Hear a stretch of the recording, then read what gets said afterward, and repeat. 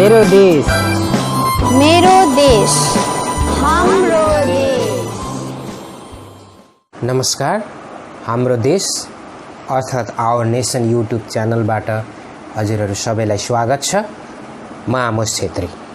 विशेष त हामीले हेरिरहेका छौँ कि नेपालको इतिहास कसरी बदलिरहेको छ। हरेक साल, हरेक महिना यसरी हामी नेपालको इतिहास बदलिरहेको कुरा हामी देख्न सक्छौँ। चाहे राम्रो काममा होस्, चाहे नराम्रो काममा होस्, चाहे एडमिनिस्ट्रेसन हेरफेर गर्ने कुराहरूमा होस्, यी धेरै विभिन्न कुराहरूमा हामी देख्न सक्छौँ कि नेपालले विभिन्न परिस्थितिहरू सामना गर्न परिरहेको छ, विभिन्न कठिनाइहरू सामना गर्न परिरहेको छ। अनि म यो अहिलेको मात्रै कठिनाइ र परिस्थितिको विषयमा बात गरिरहेको छैन, तर नेपालीहरू कयौँ सालसम्म कठिनाइ अवस्थामा छन्। बहुत ठुलो सङ्घर्षमा नेपालीहरू आज परेका छन्। यो सङ्घर्ष कहिलेसम्म नेपालीहरूले सुख पाउने? 10 सालको जनयुद्ध जब भयो, नेपाल देशमा एक अन्धकारमय छाएको थियो। त्यहाँ शिक्षाका क्षेत्रहरू ध्वस्त भए, सरकारी क्षेत्रहरू ध्वस्त भए, सुरक्षाका क्षेत्रहरू ध्वस्त भए, अनि विभिन्न प्रकारका आगजनीहरू भए, अनि ठुलो मालमा क्षति भएको कुरा हामी देख्न सक्छौँ। यो इतिहासले बताउँछ। 10 सालको जनयुद्धमा लाई जितेर चाहिँ दुईवटा कमान्डरहरू जब बाहिर निक्लिनुहुन्छ, डाक्टर बाबुराम भट्टराई र कमरेड प्रचण्ड, अनि बाहिर निस्किसकेपछि शान्ति सम्झौता भइसकेपछि 2008 सालमा जब चुनाव हुन्छ, त्यसपछि माओवादीलाई पहिलो नोक्सान बिहोर्नु परेको थियो। त्यो चाहिँ चुनावमा बहुमत प्राप्त गरेन। त्यसपछि चुनाव पश्चात लगत्तै नेपालको गणतन्त्रको पहिलो राष्ट्रपतिको चुनाव हुन्छ, अनि पहिलो राष्ट्रपति पनि नेपाल कम्युनिस्ट पार्टी माओवादीले गुमाउँदछ। अनि यी महान राजनीतिका खेलाडी जसले चाहिँ गणतन्त्र ल्याउनको लागि 10 साल लडाइँ गरे, प्रचण्ड र बाबुराम भट्टराई, यिनीहरू 2008 सालमै फेल भएको कुरा प्रष्ट रूपमा नेपाली जनताले देखेका थिए। त्यति मात्र होइन, गणतन्त्रको पहिलो प्रधानमन्त्री प्रचण्ड त बन्नुभयो, तर बहुमत नआएको कारण मिलिजुली सरकार बनाउनु पर्दथ्यो। त्यसमा धेरै ठुलो गडबड आयो। त्यसपछि उहाँ 5 सालसम्म प्रधानमन्त्री हुन सक्नु भएन। त्यसपछि अरू पार्टीका नेताहरू प्रधानमन्त्री भएका कुरा हामी देख्न सक्छौँ। काङ्ग्रेसका 2वटा प्रधानमन्त्री भए। इभन माओवादीका 2 नेता प्रचण्ड र बाबुराम पनि 2008 देखि 2014 सालभित्रमा प्रधानमन्त्री भएका थिए। त्यसपछि अर्को चुनाव हुन्छ, गणतन्त्रको दोस्रो चुनाव हामी भन्न सक्छौँ। त्यो 2014मा दोस्रो चुनाव हुन्छ। अनि यो दोस्रो चुनावमा पनि माओवादीले जो पर्फर्मेन्स गर्नुपर्ने हो, त्यो पर्फर्मेन्स चाहिँ राम्रो गरेको हामी पाउँदैनौँ। अनि यसबाट पनि स्पष्ट हुन्छ कि उनीहरूसँग प्रपर नेपाललाई नयाँ नेपाल बनाउने भिजन अर्थात् दर्शन प्रष्ट मात्रामा रहेनछ। तपाईँले अरू पार्टीको कुरा गर्नुहुन्छ र नेताको कुरा गर्नुहुन्छ भने सबैभन्दा शिक्षित नेताहरू नेपाल कम्युनिस्ट माओवादीभित्र थिए र इमान्दारी नेताहरू पनि त्यो पार्टीभित्र थिए। केही काम राम्रो भयो होला, तर सारै नेपाललाई नयाँ नेपाल बनाउने कुरातर्फ चाहिँ यिनीहरू आफूलाई समर्पित नभएको हामी देख्न सक्छौँ। स्वार्थप्रति, भ्रष्टाचारको ज्यादती र मानिसहरूलाई रोजगार बेरोजगारको समस्या, अनि धेरै युवा युवतीहरू कामदारको लागि विदेश जान परेको अनि ठुलो दुःख भोग्नु परेको कुरा हामी देख्न सक्छौँ। 2014 सालमा जब चुनाव हुन्छ, त्यसपछि पनि नेकपा माओवादीले ठुलो धक्का पाउँछ। 2013 सालमा चुनाव हुन्छ, काङ्ग्रेसले 196 सिट ल्याउँछ, एमाले 176 सिट ल्याउँछ भने माओवादी अब तेस्रो पार्टीको रूपमा लगभग 80 सिट ल्याएर चाहिँ 2013 सालमा तेस्रो पार्टी बन्दछ। माओवादीले पहिलो गणतन्त्र नेपालको पहिलो इलेक्सनमा 220 सिट ल्याएको थियो भने दोस्रो इलेक्सनमा 80 सिट ल्याएर तेस्रो पार्टीको रूपमा खडा हुन्छ।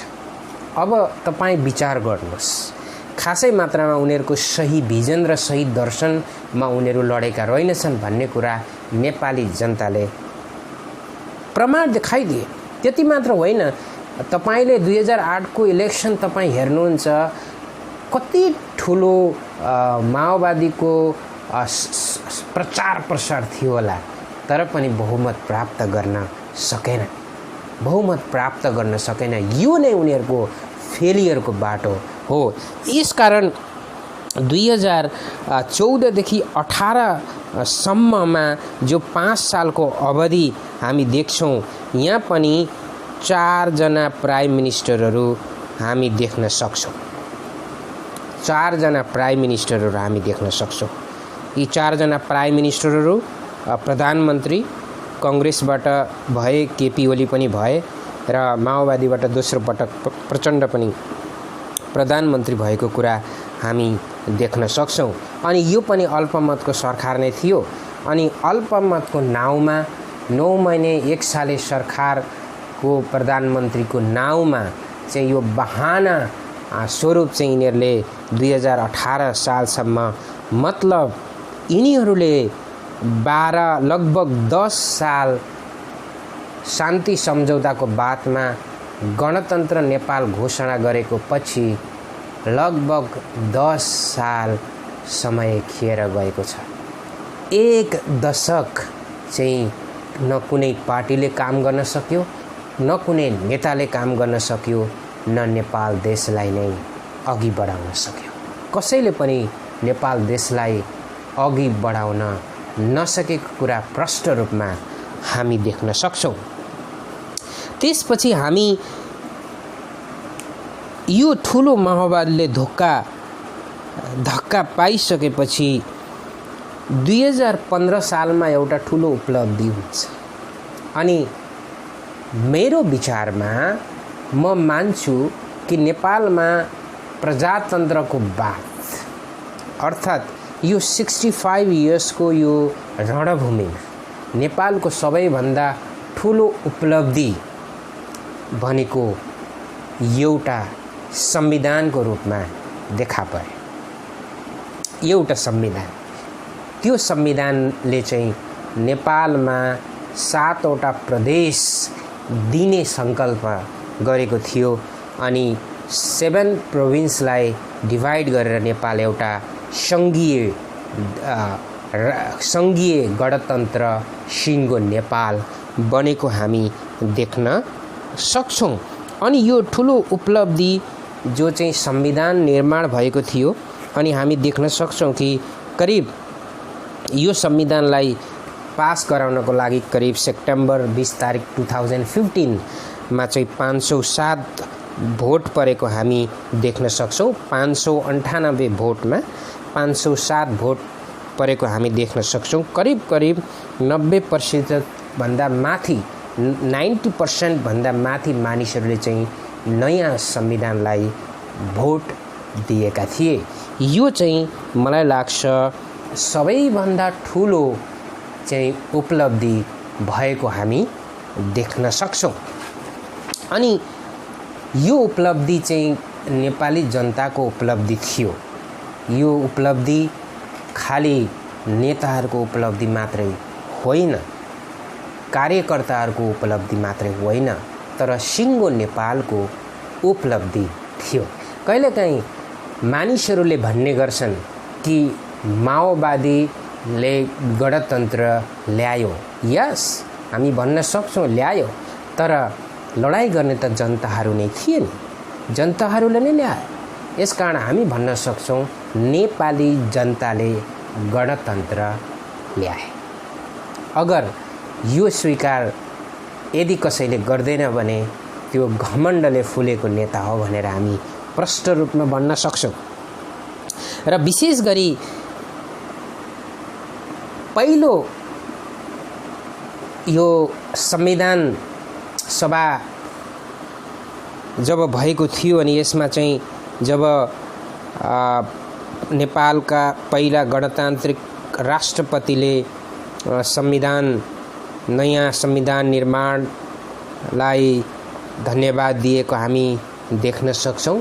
अनि यो संविधान निर्माण गर्ने संयोजक चाहिँ डाक्टर बाबुराम भट्टराई नै थिए। अनि उनी एक बुद्धिजीवी, राम्रो सोच र दर्शन भएका एक विद्वान व्यक्ति थिए। उनैले यो संविधान लेख्नको लागि प्रमुख भूमिका खेलेका थिए। तर अफसोसको कुरा, माओवादी पार्टी जो हाइलाइटमा आएको थियो अन्त्यमा गएर बिस्तारै बिस्तारै विफल हुँदै गएको कुरा हामी देख्न सक्छौँ। 2008 सालमा तपाईलाई मैले भने कसरी विफल भयो, अनि 2013 सालको चुनावमा कसरी थर्ड पोजिसनमा आयो। अनि 2013 सालको थर्ड पोजिसनमा माओवादी आइसकेपछि बाबुराम र प्रचण्डको त्यति राम्रो सम्बन्ध भएको हामी देख्दैनौँ। हुन त भूमिगत हुँदा पनि यिनीहरू दुईको सम्बन्ध चाहिँ त्यति राम्रो थिएन, किनभने बाबुरामको विचार र प्रचण्डको विचारमा धेरै भिन्नता थियो। तर पनि उनीहरू मिलेर गणतन्त्रको लागि लडाइँ गरे, कमान्डर भएर कमान्डिङ गरे, यो अर्कै कुरा हो। तर 2013 सालमा जब यिनीहरू फेल भए, तेस्रो नम्बरमा आए, तब बाबुराम र प्रचण्ड धेरै अप्ठ्यारो स्थितिमा परेका थिए अनि यिनीहरूको सम्बन्ध पनि राम्रो थिएन। त्यसपछि जब संविधान निर्माण हुन्छ अनि संविधान पास हुन्छ, त्यसपछि 20 सेप्टेम्बर 2015मा संविधान पास भइसकेपछि त्यसको 5 दिन बादमा फेरि माओवादीलाई अर्को ठुलो एउटा धक्का हुन्छ कि 40 सालसम्म कम्युनिस्ट आन्दोलनमा होमिएका व्यक्ति, सधैँ कम्युनिस्ट सर्वहारा वर्ग समाजवादीका बात गर्ने व्यक्ति, जो महान विद्वान डाक्टर बाबुराम भट्टराई 25 सेप्टेम्बर 2015 को दिनमा राजीनामा दिन्छन्। अनि नेपाल कम्युनिस्ट पार्टीबाट पनि उनी राजीनामा दिन्छन् र आफ्नै एउटा पार्टीको स्थापना, नयाँ शक्ति पार्टी निर्माण गर्दछन्। र यो दुखित घटना भनौँ, यो माओवादीको जो चाहिँ एजेन्डा थियो यो सक्सेस भएन भनौँ, अर्थात् यिनीहरूको जो दर्शन र भिजन थियो नेपाल बनाउने, त्यो सफल भएन भनौँ, के भनौँ। दुर्भाग्य नेपाल कम्युनिस्ट पार्टी माओवादी अब बाबुराम गइसकेपछि प्रचण्डजी एक्लै पर्नुभयो अनि तेस्रो पोजिसनमा हुँदा सायद उहाँलाई धेरै तनाव भएको हुन सक्छ। अब 2013 साल बादमा पनि 2014-15 सालमा संविधान निर्माण भयो। त्यसपछि 15-16 अब चुनाव नजिकै जाँदाखेरि प्रचण्डजी एक्लै पर्नुभयो। अब आउँदो इलेक्सनमा मैले नै पो हार्छु कि भन्ने भान हुन्छ। अनि त्यसपछि अब कम्युनिस्टहरू एक हुनुपर्छ भनेर के गर्छन्, उनीहरूले एक उर्दी लगाउँछन्। सारा नेपालका कम्युनिस्टहरू एक हुनुपर्छ भनेर उनीहरूले उर्दी लगाउँछन्। त्यसपछि कमरेड प्रचण्ड र केपी ओली, यी दुईवटा बहुत ठुला शत्रु थिए, यिनीहरू अन्त्यमा गएर मित्रको रूपमा घोषणा गर्दछन्। अब हामी शत्रु होइनौँ, हामी कम्युनिस्ट हौँ। अब हामी कम्युनिस्टहरू एकतामा आउँछौँ र देशलाई नयाँ पाठ सिकाउँछौँ, एक नयाँ इतिहासको सृजना गर्छौँ भनेर चाहिँ अप्रिल महिना 2018मा यिनीहरूको ऐतिहासिक एकता हुन्छ। अनि कमरेड केपी ओली र कमरेड प्रचण्ड मिलेर उनीहरू नेपाल कम्युनिस्ट पार्टीको फेरि स्थापना गर्दछन्। अनि 2018 सालमा चुनाव हुन्छ अनि नेपाल कम्युनिस्ट पार्टीले जित्दछ। अनि केपी ओली अहिले कन्टिन्यू रूपमा प्रधानमन्त्री भइरहेका छन्।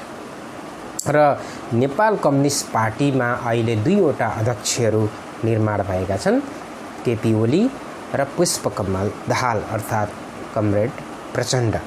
अब यहाँनिर 10 सालसम्म नेताहरूले नेपाली जनतालाई झोक्क्याए, नेपाली जनतालाई ढाँटे। यो अल्पमतको सरकार हो, यो बहुमत छैन हाम्रो सरकारमा, मिलिजुली सरकार हो। कतिसम्म प्रधानमन्त्री फेर्ने, कति सरकार फेर्ने, कति मन्त्रीहरू फेर्ने, यी सारा बहानामा 10 साल यिनीहरूले नेपाली जनतालाई धोका दिए, नेपाली जनतालाई धोका दिए।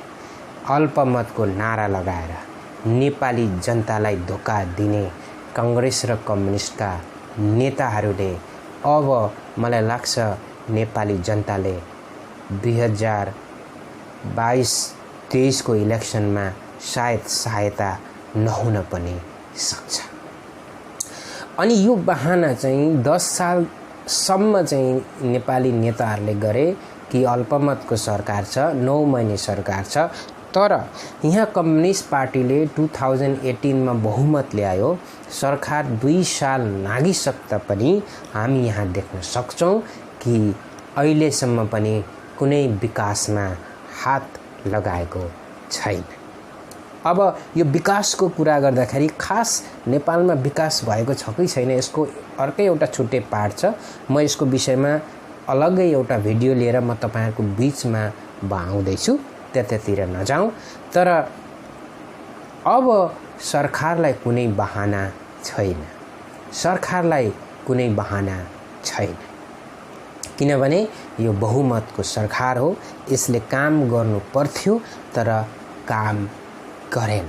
अब त नयाँ राम्रा पार्टीहरू आए तापनि नेपाली जनताले जुन जोगी आयो कानै चिरेको भन्ने उखान बताउन थालेका छन्।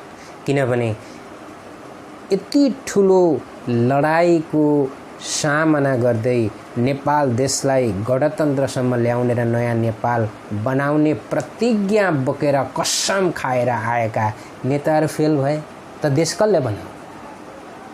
अब देशले एउटा